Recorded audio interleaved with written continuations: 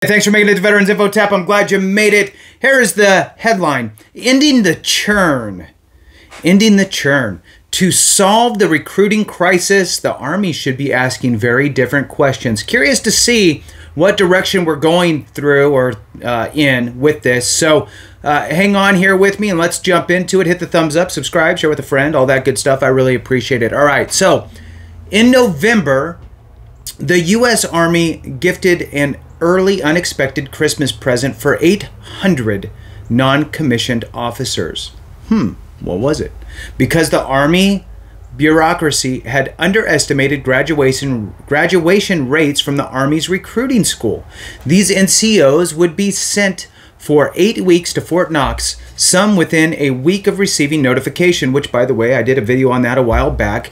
Their recruiter headcount was very low, and they decided we're just going to point and tell you to go report for recruiting school because that's their new job. So they did that. So let's move on here. After graduating, they would then have to uproot their families in the middle of a school year, have their spouses quit their jobs, and move to a possibly remote location to help solve the Army's recruiting crisis. Before sending these NCOs their orders, the Army did not verify with them if it made sense for their families, their career ambitions, or their current units of assignment. The bureaucrats who decided to upend these NCOs' lives did not know if these NCOs were ideal candidates to be recruiters. Instead, they provided hundreds of NCOs a new reason to be cynical about the Army's personnel policies and sent them into the American society to sell the Army. Let that sink in. So now, your whole life, you didn't even want to be a recruiter. You were doing a job you loved. You had your family in place, everything's going good, and Big Army says, nope, you're going here for 8 weeks. And then after that, we're sending you there. Have fun. Now we want you to go talk to people and tell them how great the Army is and that they should absolutely sign up. That's a little bit funny. All right, so let's move on. The Army's impersonal centralization personnel system not only hindered recruiting efforts, it also likely led to many of these NCOs considering leaving the Army. No kidding. This story is an example of the Army asking the wrong question in its recruiting crisis. Instead of asking, how can we increase recruiting, the Army should be asking how it can retain soldiers so that it doesn't need to churn through so many recruits.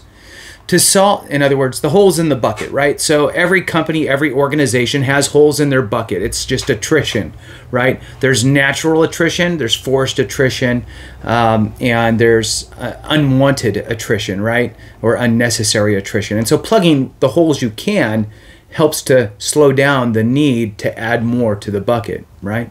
All right, so to solve its manning problem, the Army must return to a long-term service model that values people over the efficiency of a centralized personnel system. Before the 1940s, the Army had a long-term service model, but with the transition to mass army of short-term draftees, it shifted to a centralized personnel system based on scientific management. This centralized system relied on rigid career paths, competitive evaluations, and an up or out system of promotions. It prioritized efficiency, centralized allocation of personnel at the cost of dehumanizing soldiers by treating them as interchangeable cogs to drive the green machine. Agreed. In adopting these policies, the Army transitioned from a pre-World War II personnel system based on professionalism and long-term service to one of careerism and churn. To return to long-term service, the Army must promote retention by providing increased purpose, stability, and career satisfaction through decentralized, flexible personnel policies. And look, I never served in the Air Force. My oldest son is in the Air Force currently. For those that served in the Air Force, And again, this is just the outsider looking in, right? I served in the Marine Corps active duty. I served in the Army through the National Guard as a reservist with the National Guard. So from the outside looking, in, I would venture to say that the Air Force kind of has more of that type of a model. And it's a little more difficult to get into the Air Force because they don't have as much attrition, I would guess, right? Because if they did need to fill their ranks quickly, they would be easy to get in. But it's a little bit more difficult because they can be a little more picky. So let's jump in. The 1940s roots of the 2020s recruiting crisis. In the 1940s, the Army established a personnel system that assumed a steady stream of short-term soldiers. It was initially supported by conscription, and after the adoption of the all-volunteer force in '73, it was enabled by wage stagnation and a lack of economic opportunities, particularly for Black Americans and Southerners. These societal enablers of a short-term service model no longer exist, and long-term economic and society trends means the recruiting environment is unlikely to improve. The Army has been ramping up recruiting efforts after it missed its fiscal year 2022 recruiting goal by 25%. And yet in 2023, it still fell 10% short of its annual target of 65,000 recruits. The Army has been trying to solve this problem through solutions such as a new 3-star command, career fairs, and new talent acquisition jobs, which is the recruiter jobs, a specific MOS that is it's its own MOS. It's not a temporary MOS like it used to be, recruiting, and same with what's the other one? Drill instructors, drill sergeants, right? It's kind of a temporary job.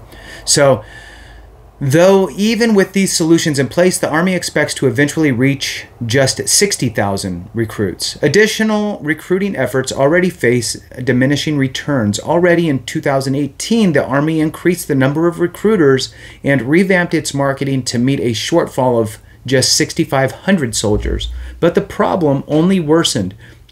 Back in 2015, Undersecretary of the Army Brad Carson recognized that increasing recruiting efforts could not maintain an unsustainable personnel system. It is my firm belief that the current personnel system, which has satisfactorily served us well for 75 years now, has become outdated, Carson said. What once worked for us has now, in the 21st century, became unnecessarily inflexible, inefficient, and irreparable. Again, that was said back in 2015. The all-volunteer force was adopted, or AVF, right? So the all-volunteer force was adopted in 1973 after its recommendation by the Gates Commission, which expected the Army to transition to a longer-term service model with turnover reducing from 26% a year to 17% a year with the increased retention of such a model. The voluntary Army would require fewer recruits, which would ensure its sustainability. The Commission estimated that the military required 265,000 recruits each year to support a force level of 2.1 million. But instead, even with pay increases between 50 and 100%, turnover did not decrease. The military found itself having to enlist 470,000 recruits each year. The Army struggled to meet these goals. In 1977, a RAND report questioned the long-term sustainability of the all-volunteer force if the military did not reduce turnover. It found that the military's personnel policies developed over the draft era focused on allowing ease of management rather than meeting the country's requirements. The military wanted predictable career patterns for centralized management. It became so habituated to these processes that it kept them after the end of the draft. Voluntary service did not increase retention because the Army maintained its 1940s personnel policies. Economic progress means the recruiting crisis will persist. Since the inception of the all-volunteer force, there has been worries that economic growth would hamper recruitment, but fortuitous recessions and wage stagnation saved the all-volunteer force, as William King reported on the first year of the AVF. The Army fell more than 23,000 soldiers short of its recruiting objectives. He attributed improved performance in the AVF's second year partly to adjustments in recruiting practices, but also crucially to an economic recession. Agreed, makes sense. Throughout the 1980s and 90s, the Army could attract working-class recruits due to working-class wage stagnation while military pay increased. An article on the 20th anniversary of the AVF highlighted how recruiting benefited from deindustrialization instead of competing against the lure of relatively high-paying factory jobs. Military recruiters could offer an alternative to low-paying, dead-end jobs in the service industries. In fact, real wages for high school graduates fell through the decade of the 1980s. However, in the last few years, working-class wages have increased and provided well-paying alternatives to enlistment. In addition to wage stagnation, the AVF initially benefited from the lack of opportunity for Black Americans. In 1977, they were 11% of the American population, but 23.7% of the Army. They enlisted and re-enlisted at much higher rates than white Americans. Now, the Army can no longer rely on Black Americans lacking alternate opportunities. Their unemployment rate reached a record low of 4.7% in 2023. Furthermore, since the 1800s, the Army has relied relatively on impoverished South, which lagged in industrialization to provide a disproportionate share of recruits. The South has been catching up to the rest of the country. In the 1980s, the Midwest had 25% more workers in industry than the South. Now the regions are level on their percentage of workers in industry. With more economic opportunities in the South for the working class, the Army will find it a less lucrative source of recruits. And I'll throw in that the change in geographic,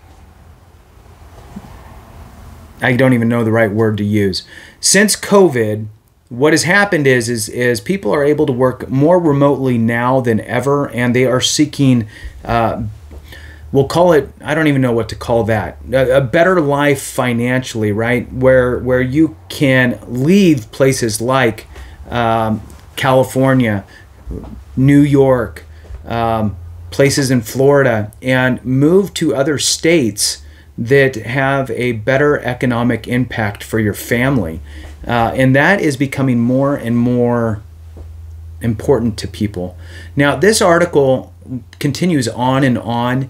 And so I'm not going to bore you with any more of it. But the reality is that it goes back to the quote back from 2015 that the system is broken, and they need to work on that and really attract, work on creating a environment that actually attracts the people of today. There are positives, right? There are positives to the military, but you need a little more to attract today's potential recruits.